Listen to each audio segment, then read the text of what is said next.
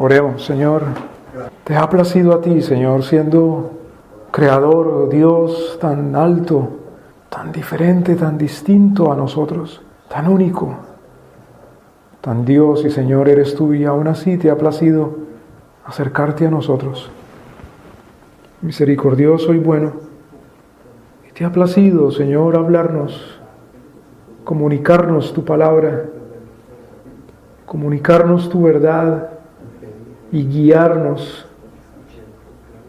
Te ha placido que sea tu Espíritu Santo, Señor, el que nos lleve de tu mano, que nos dé convicción de la verdad.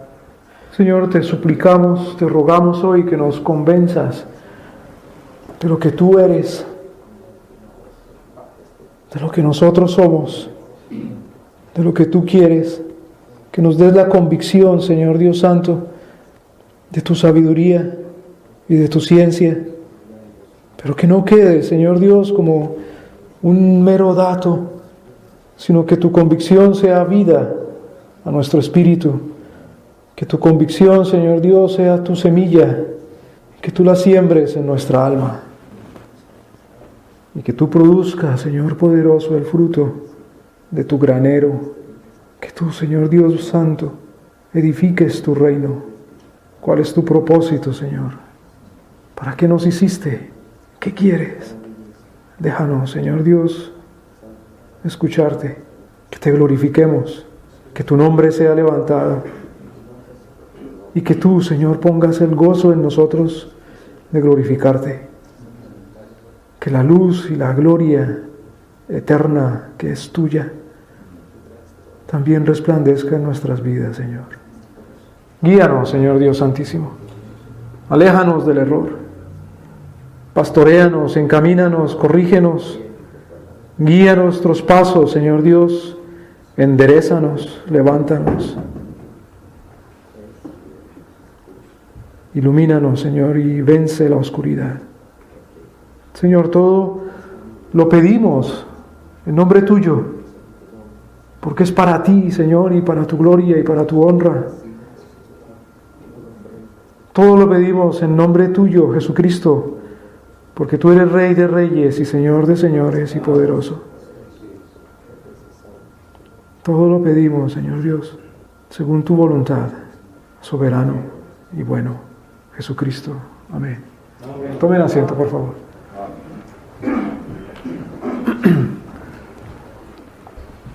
¿Quién escribió este salmo? Bueno, no dice. Por lo tanto, no nos atrevemos a decir quién. Sin embargo, en la tradición judía, cuando un salmo no tiene el encabezado de su autor, se dice que, o se asume que el autor es el mismo que escribió el salmo inmediatamente anterior. El Salmo 91, según la misma palabra de Dios, no dice quién lo escribió. Comienza simplemente con el versículo 1, el que habita al abrigo del Altísimo. Sin embargo, el Salmo 90 fue escrito por Moisés. Es una oración de Moisés.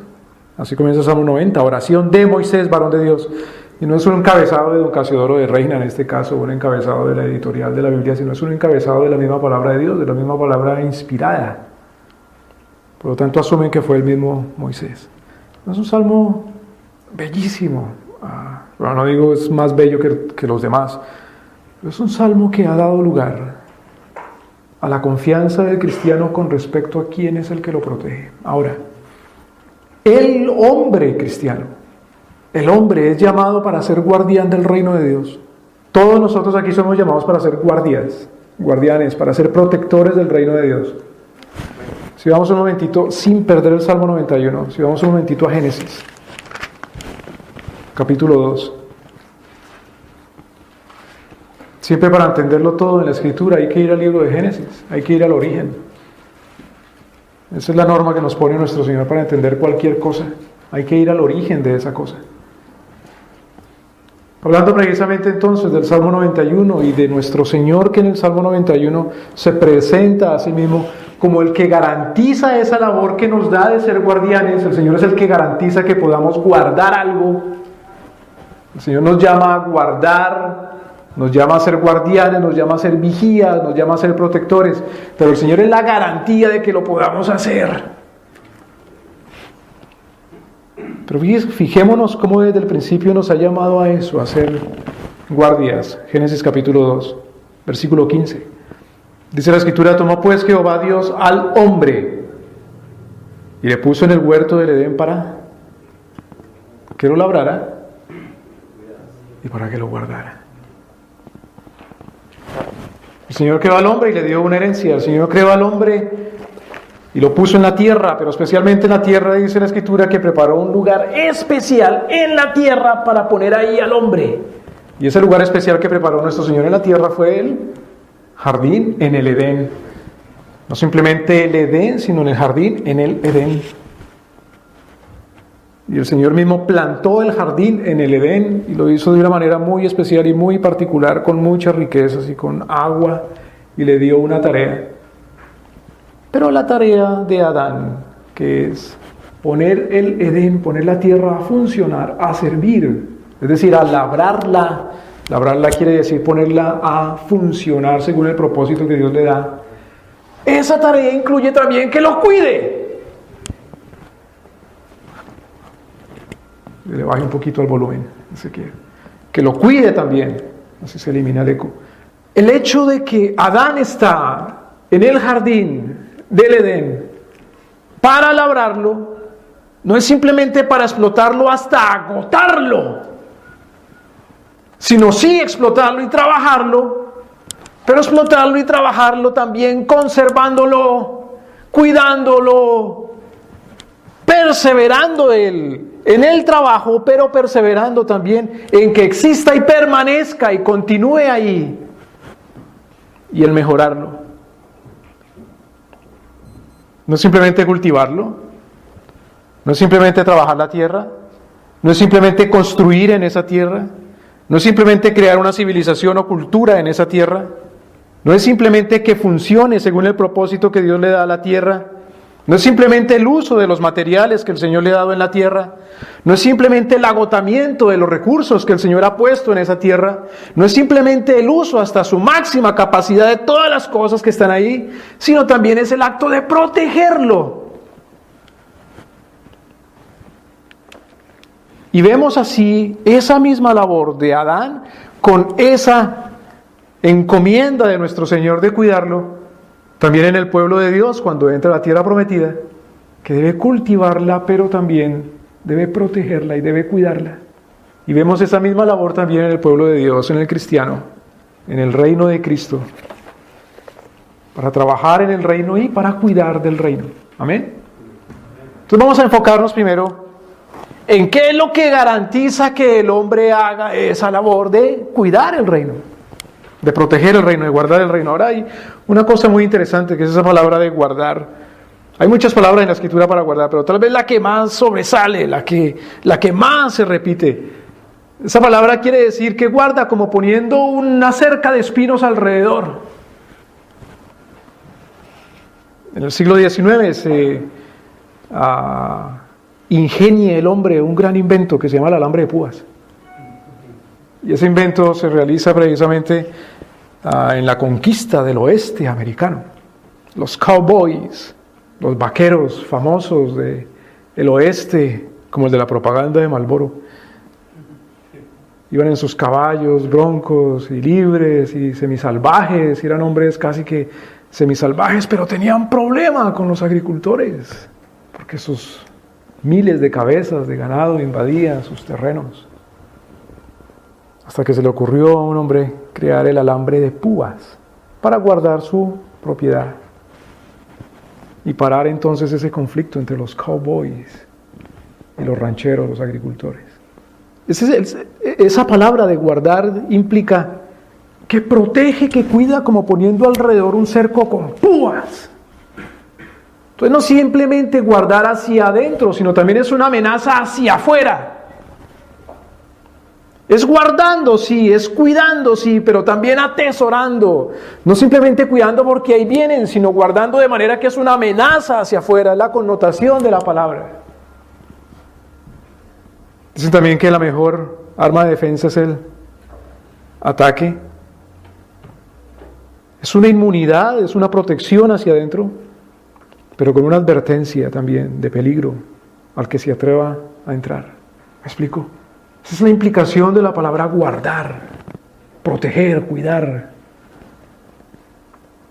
Entonces implica que hay un poder interno que protege, que cuida. Pero cuidado, no es un acto de sobradez entonces, ni de grandeza, ni de autoconfianza, de seguridad, de garantía en sí mismo, sino que es en la Escritura un acto de humildad. Porque ese acto de guardar y ese poder de vigilar y de cuidar no está en el ser humano. A Adán se le dice cuida, protege, guarda. Pero en la Escritura podemos ver que ese poder de guardar, de cuidar, de proteger no está en Adán, sino que está en Dios. Y ese es el espíritu del Salmo 91. Jehová es el protector. El que habita al abrigo del Altísimo morará bajo la sombra del Omnipotente. Es decir, está protegido, está guardado, está resguardado, más que guardado. Resguardado, res, como en el latín, la palabra res, la cosa bien guardada, atesorada.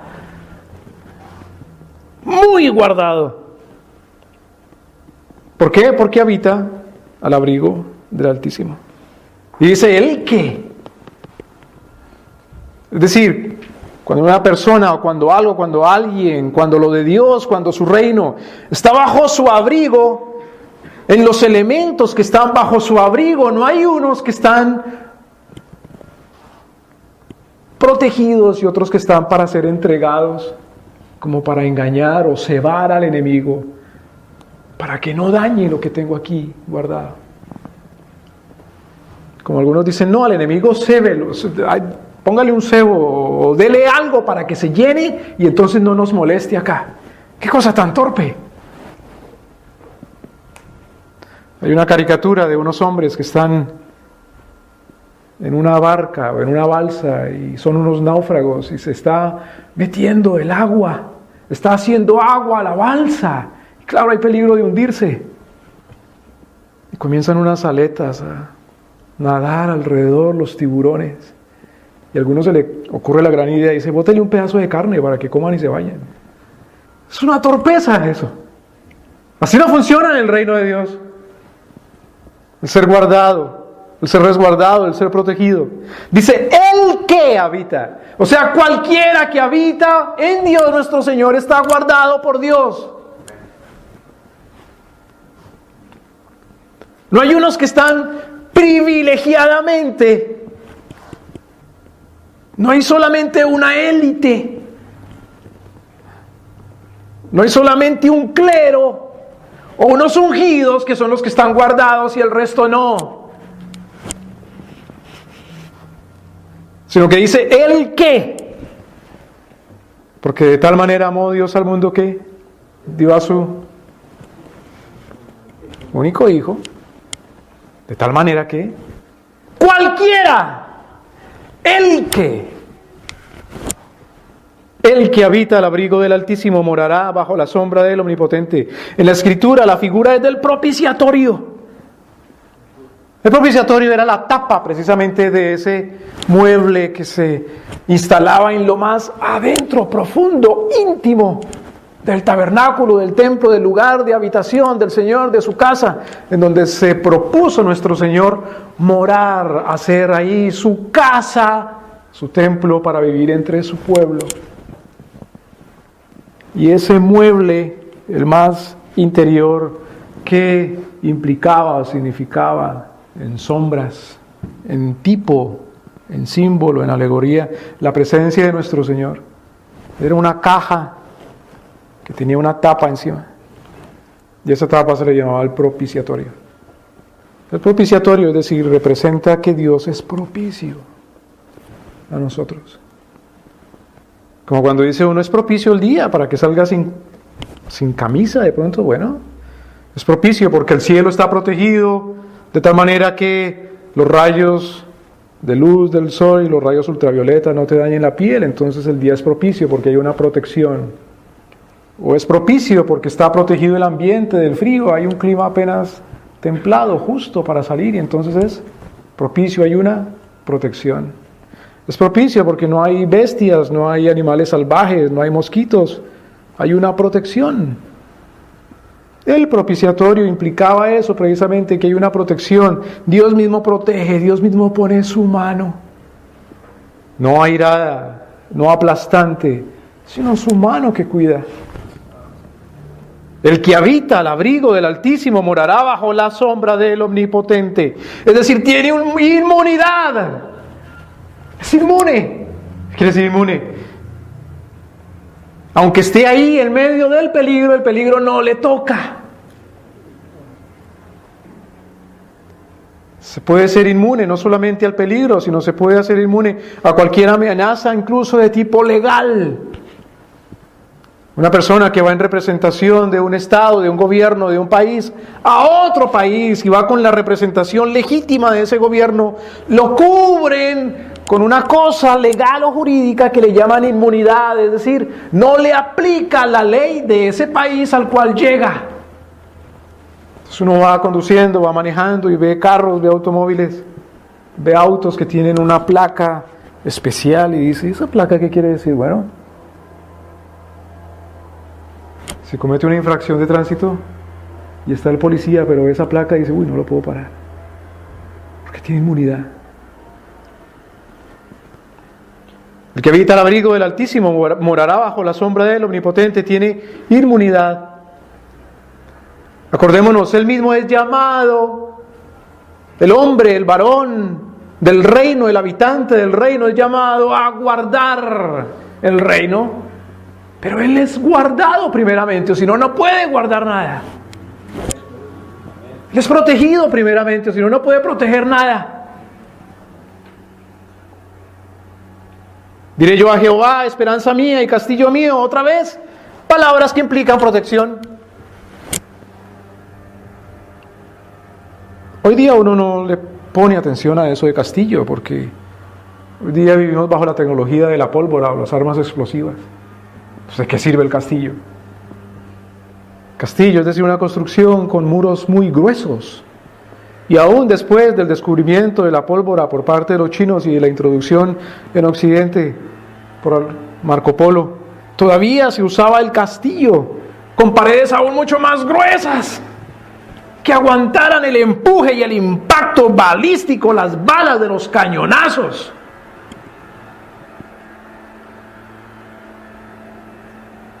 Pero el castillo tiene una característica importantísima.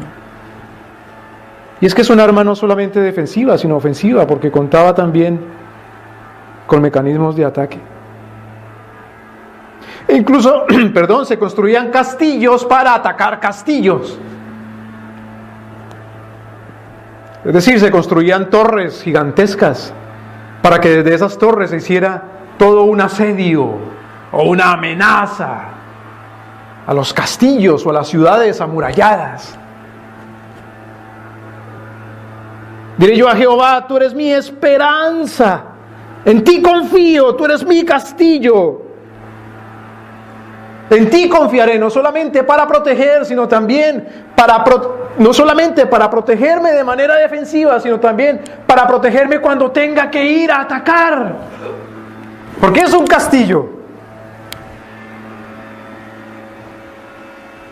Si vamos un momento al libro de 2 de Corintios, capítulo 10.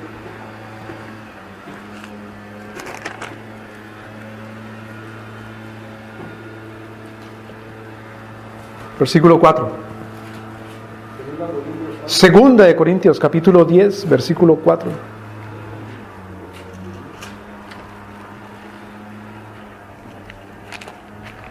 Segunda de Corintios, capítulo 10.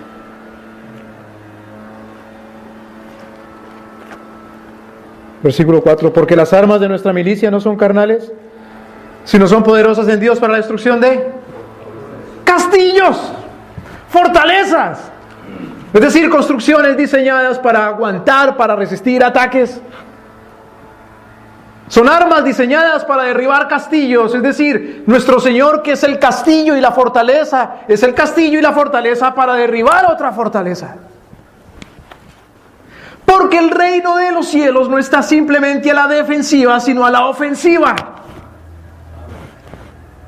El reino de los cielos, ¿es eso un reino? ¿Qué quiere decir un reino? Un reino es un orden de justicia guiado y comandado por un rey. Un orden de justicia guiado y comandado por un rey. No temáis, manada pequeña, porque el Padre Celestial le ha placido entregarles el reino. Y las puertas del infierno del Hades no prevalecerán contra la iglesia. Fíjense que no son las puertas de la iglesia las que resisten contra el infierno que viene, sino que es las puertas del infierno las que tienen que resistirse a la iglesia que viene encima. Es el infierno el que tiene que resistir al reino. Es el mundo el que pretende resistir al reino y no al contrario. Por lo tanto, Jehová es el castillo del reino, es decir, es la muralla del reino. Pero no de un reino que está aguantando, arrodillado y arrinconado el embate y simplemente pone el escudo y viene otra vez y ponga otra vez escudo y viene y resista. Sino que el reino de los cielos es el ejército en marcha, con su maquinaria de guerra y con su castillo y con sus torres. Las armas de nuestra milicia. El apóstol Pablo, ¿eres un apóstol que haces hablando en términos bélicos y militares? ¿Eso déjaselo a los legiones? ¿Eso déjaselo a don Marco Antonio? ¿Qué sé yo? Déjaselo a los cónsules. Déjaselo a los centuriones. Tú eres un apóstol, ¿qué haces hablando en esos términos? ¿Sí? Habla en esos términos militares porque Jehová es Jehová de los ejércitos. Es el Señor de las huestes.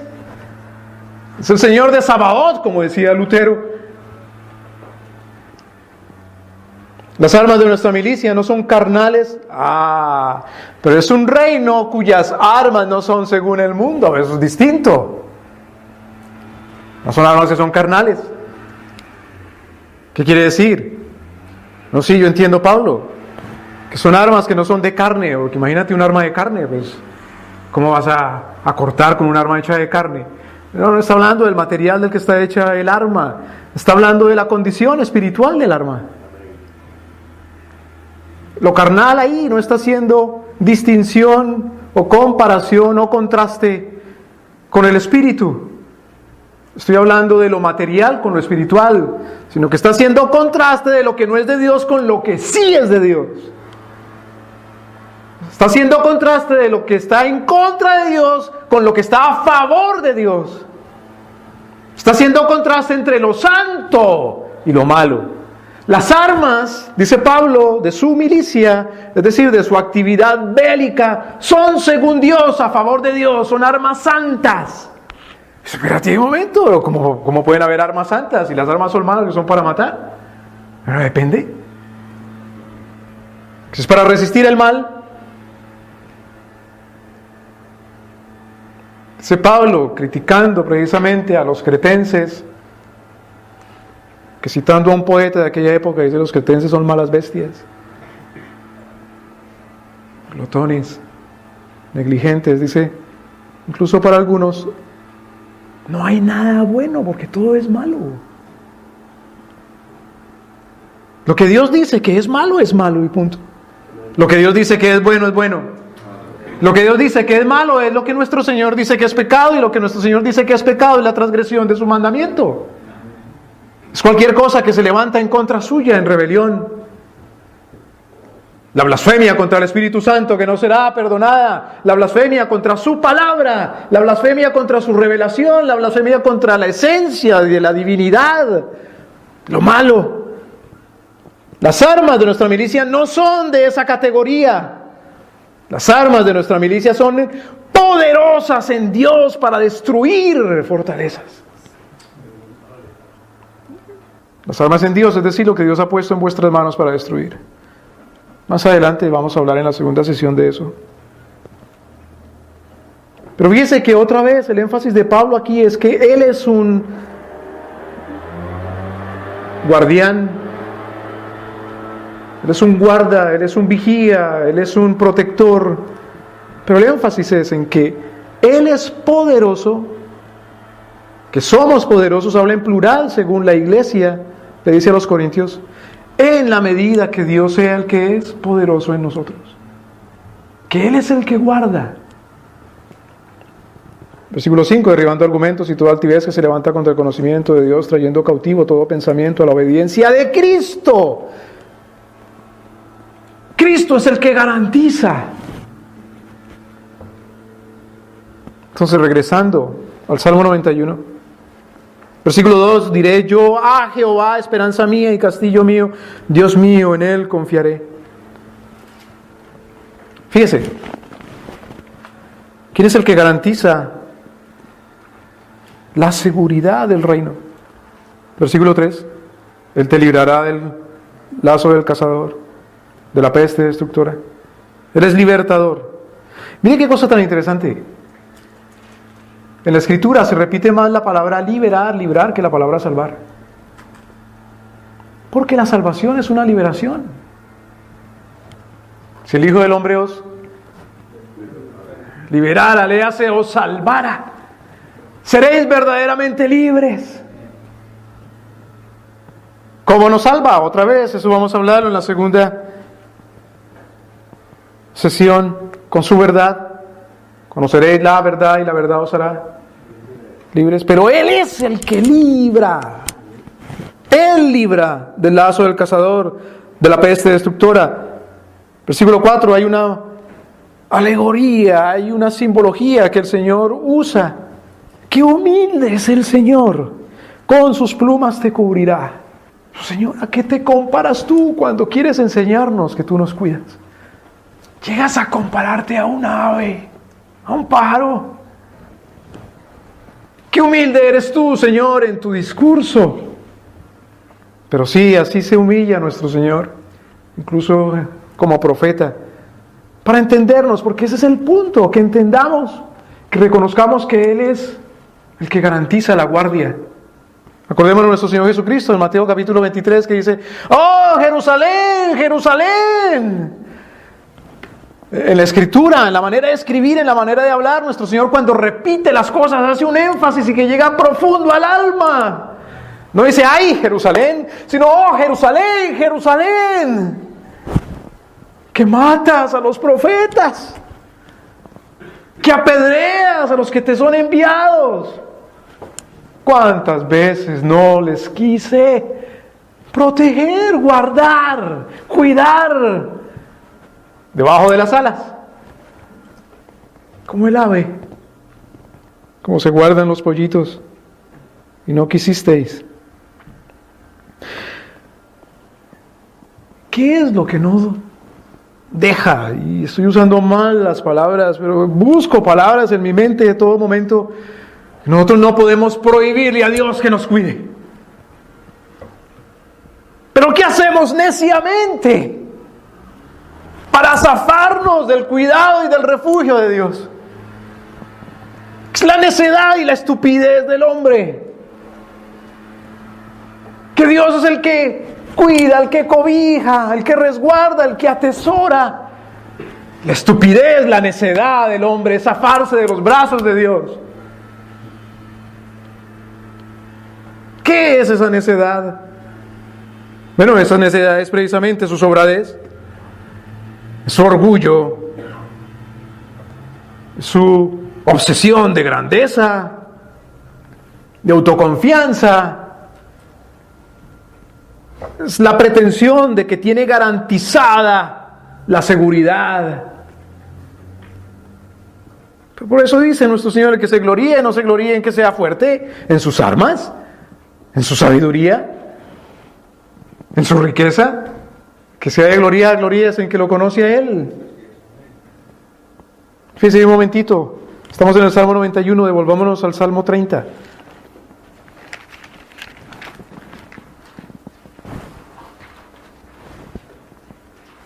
¿Cómo es de perverso el corazón?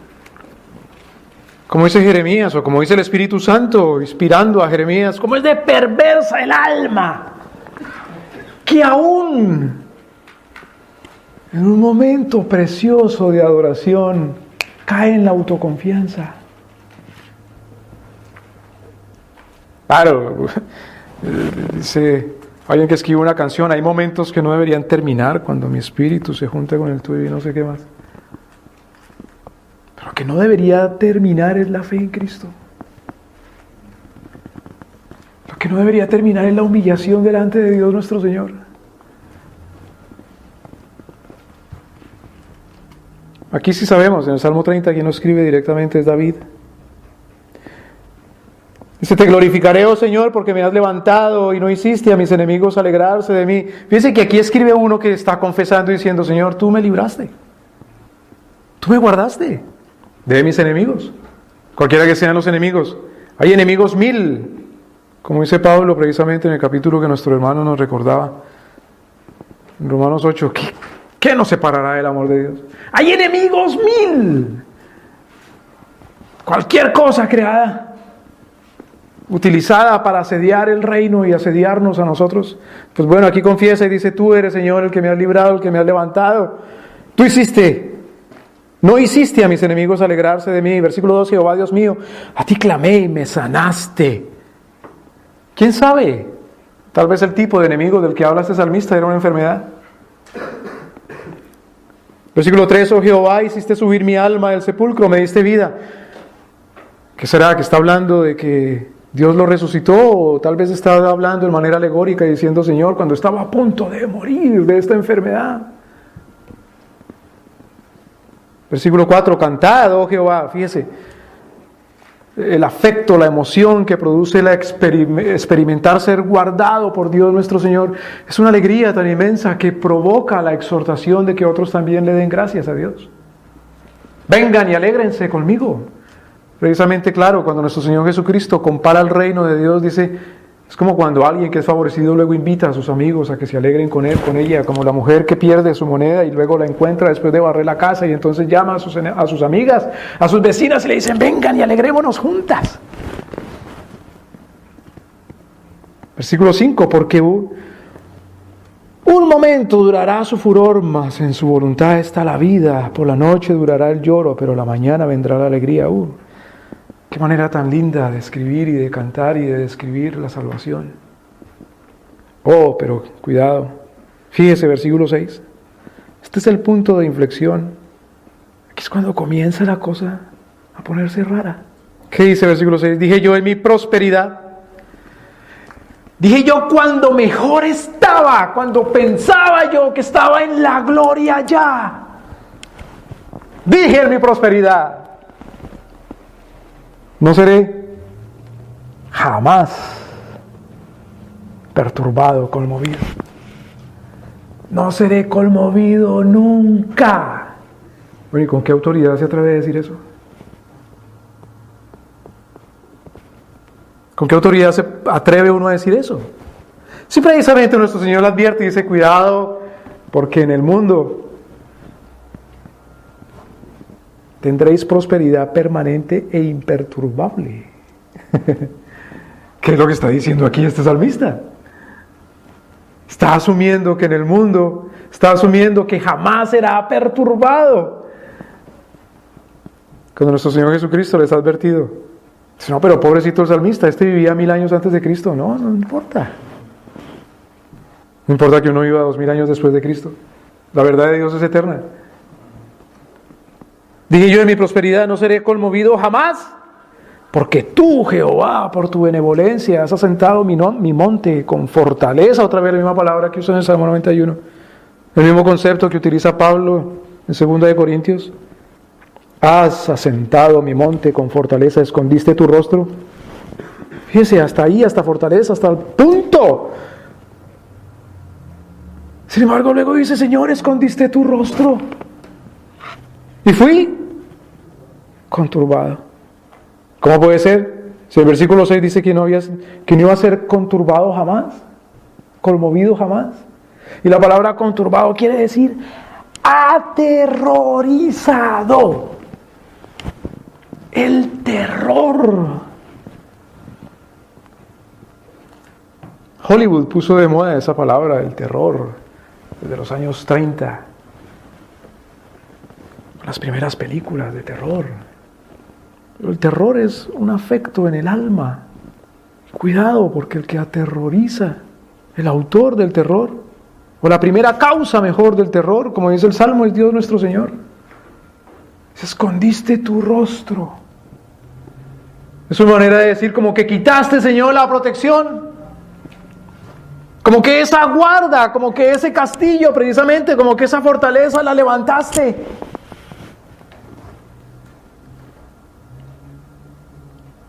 ¿Qué pasó entonces? Versículo 8. A ti, oh Jehová, clamaré, al Señor suplicaré, porque éste entiende de dónde viene su protección. Como que hasta el versículo 6 está diciendo, tengo garantizada la protección. Ahora, nuestro Señor Jesucristo dice, yo estaré con vosotros hasta el fin del mundo. Isaías dice, el que ande por este camino, por muy torpe de caminar, por muy torpe que sea para andar, jamás tropezará.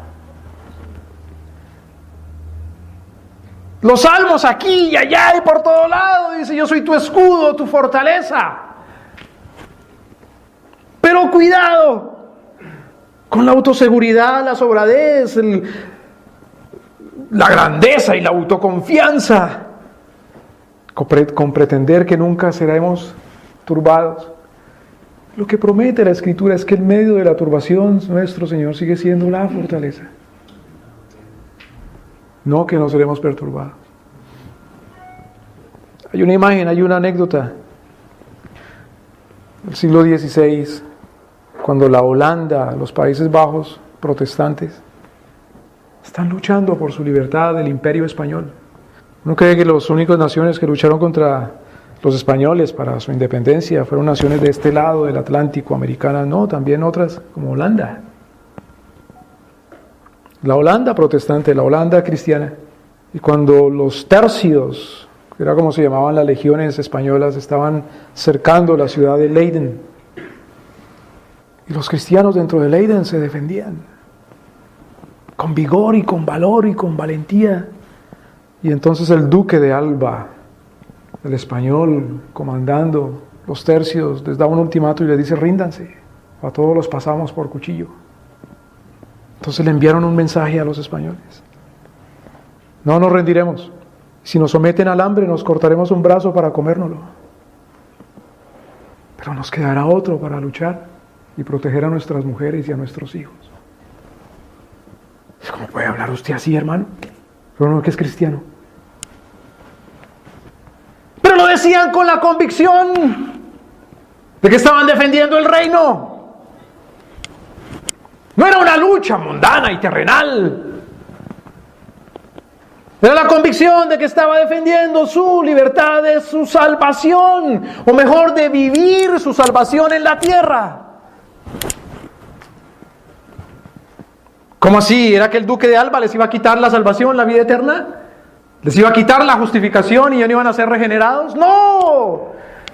Pero les quitaba el derecho de vivir libremente su salvación en la tierra, con sus hijos y con sus mujeres y con su familia y con su comunidad. Si sois esclavos, dice Pablo, no os preocupéis. 1 Corintios capítulo 7, pero si Cristo los ha liberado, procurad ser libres y no os entreguéis en servidumbre de los hombres. Precisamente el que canta estas cosas es un David que luchaba. Versículo 8, a ti, oh Jehová, clamaré, al Señor suplicaré. Versículo 9, ¿qué provecho hay en mi muerte? Cuando yo descienda al sepulcro, te alabará el polvo, anunciará tu verdad. ¿De qué me sirve, Señor, que yo muera? Mire qué cosa. Porque para algunos es más propicia la muerte para poder alabar mejor al Señor. Es más propicia la muerte para poder alabar mejor al Señor. ¿Eso qué implica o qué quiere decir? Que Dios está más interesado en salvar, en ser esa guarda al que garantiza la seguridad después de morirse que antes de morirse.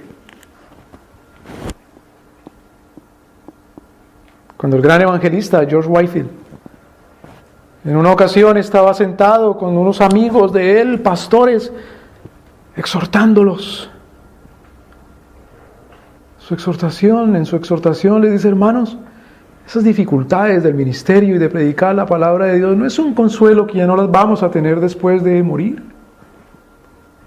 No es un consuelo que después de la muerte no vamos a tener esas dificultades.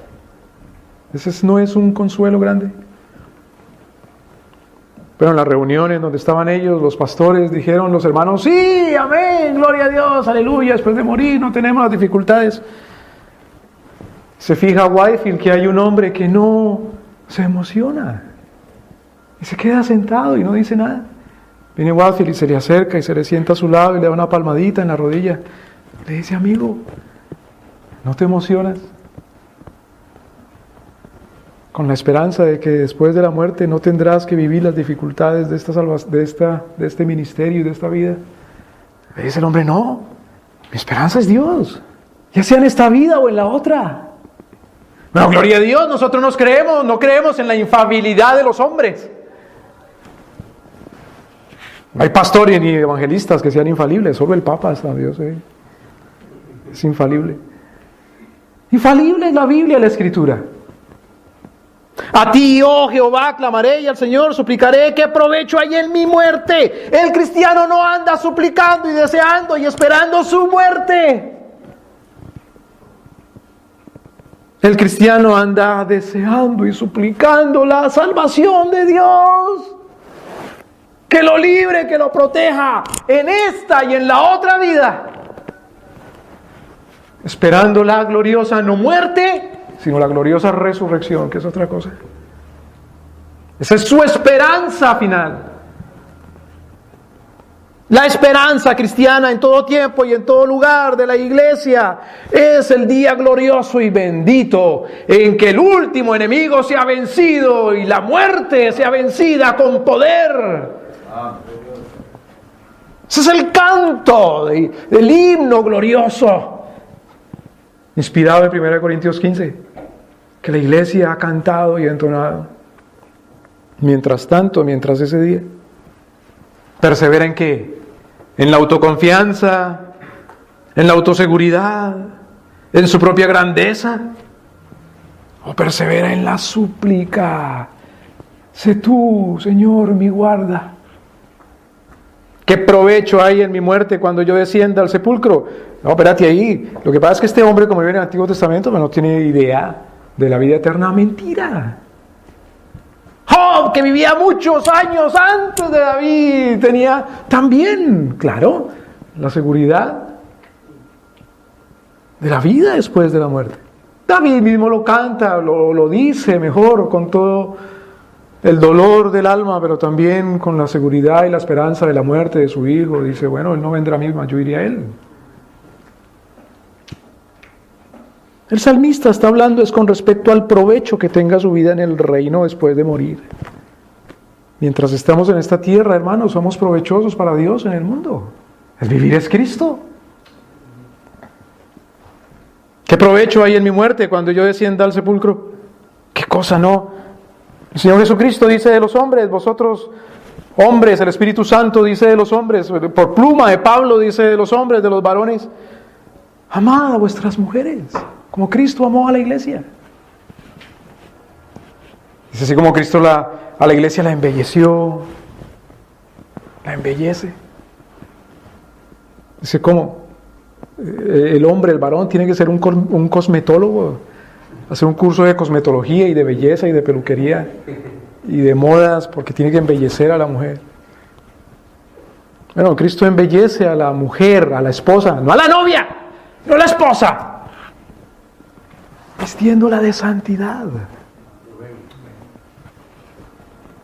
El hombre embellece a su mujer.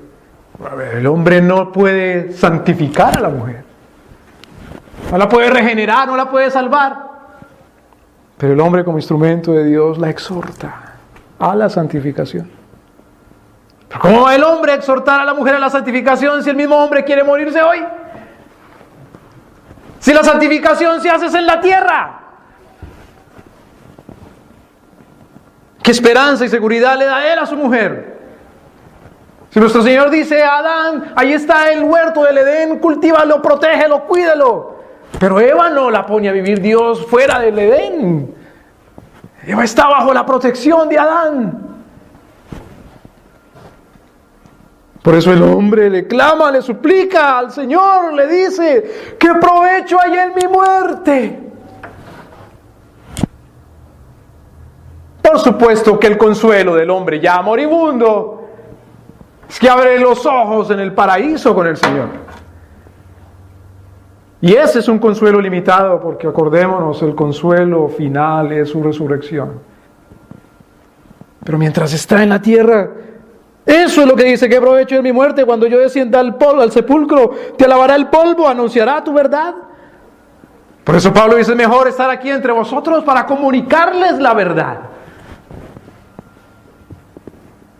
¿Para comunicarle la verdad a quién?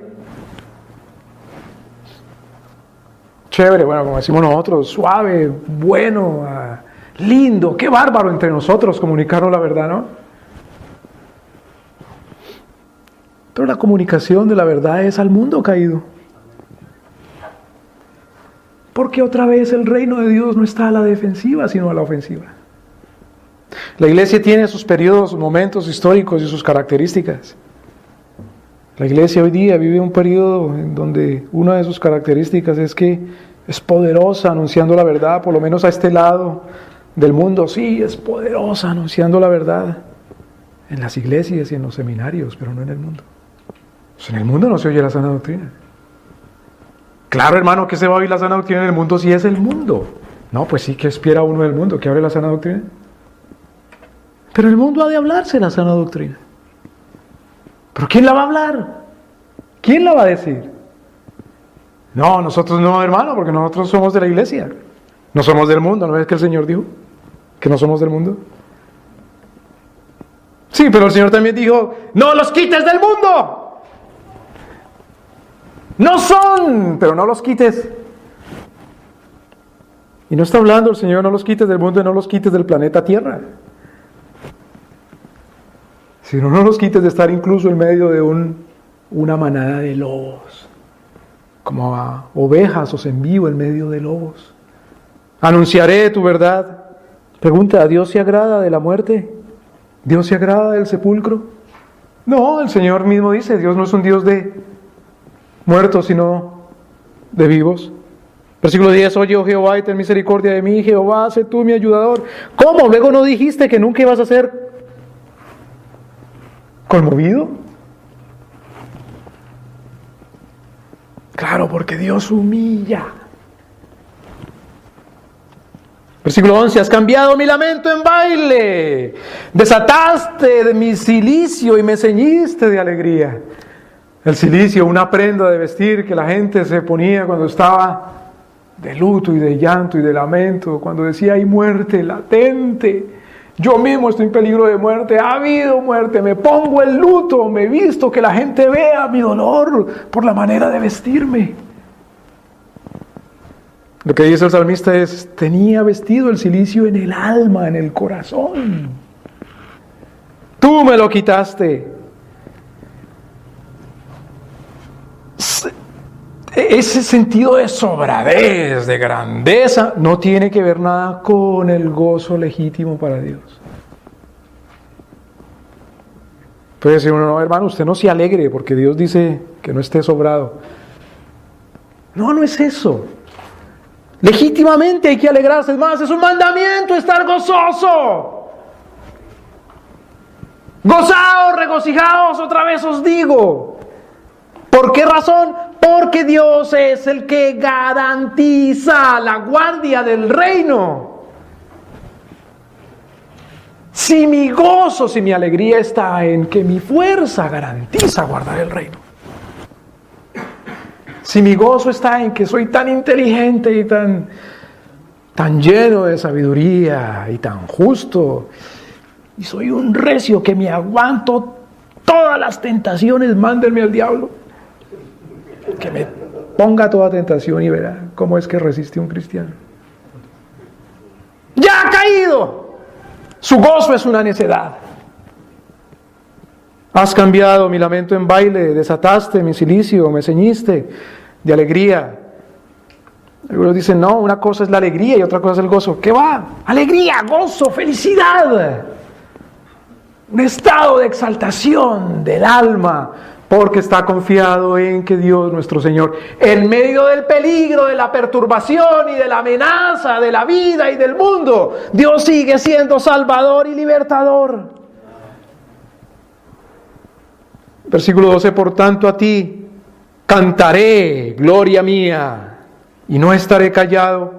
Jehová, Dios mío, te alabaré por siempre. Pero esa es la actitud, en contraste a la actitud primera.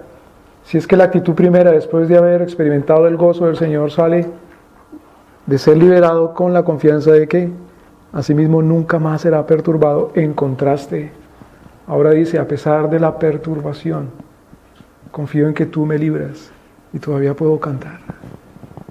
Amén. Primero entonces, el hombre es guardián del reino y no puede escaparse a esa responsabilidad. Dios lo ha puesto en la iglesia, y no estoy hablando de la iglesia corporativa, no, la primera iglesia bautista. Bueno, sí, nos ha puesto en esta iglesia, pero Dios nos ha puesto en su pueblo, que es la iglesia. No puedes escapar a la responsabilidad de ser un guardián en ese pueblo. Y un elemento fundamental de ese pueblo que es la iglesia es su familia. Y Dios lo ha puesto como guardián de su familia. Y yendo a lo más particular, hay un elemento fundamental de esa familia que es usted mismo como individuo, su propio cuerpo, su propia alma, su propio corazón. Y Dios lo ha puesto como guardián de su alma, de su corazón. Guarda tu corazón, sobre toda cosa guardada. Guarda los pensamientos, guarda la mente, guarda sus emociones, su voluntad, sus decisiones. Y otra vez yéndonos de vuelta a lo general, lo ha puesto en una comunidad. Y debe ser guardia de su comunidad, de participar en la vigilancia y en el cuidado. Y esa vigilancia y ese cuidado es de carácter ofensivo con respecto al mundo. Pero no puede uno cumplir esa responsabilidad, esa labor, si no es bajo Dios, nuestro Señor. Es decir, primero, no puede cuidar ni su salud, ni su alma, ni su corazón, ni su pensamiento, ni su familia, ni a su esposa, ni a sus hijos, ni su iglesia, ni su comunidad, ni su pueblo. No puede cuidar nada si Dios no es la fortaleza y su espada y su arma ofensiva. Y ese es el espíritu precisamente, ese es el significado precisamente que el Espíritu Santo enseña en la armadura de Dios, de Efesios 6. Todo lo que la palabra implica, toda la justicia, la verdad, la fe, el Espíritu mismo, todo el Evangelio. Pero eso nos ocuparemos en la segunda sesión. Amén.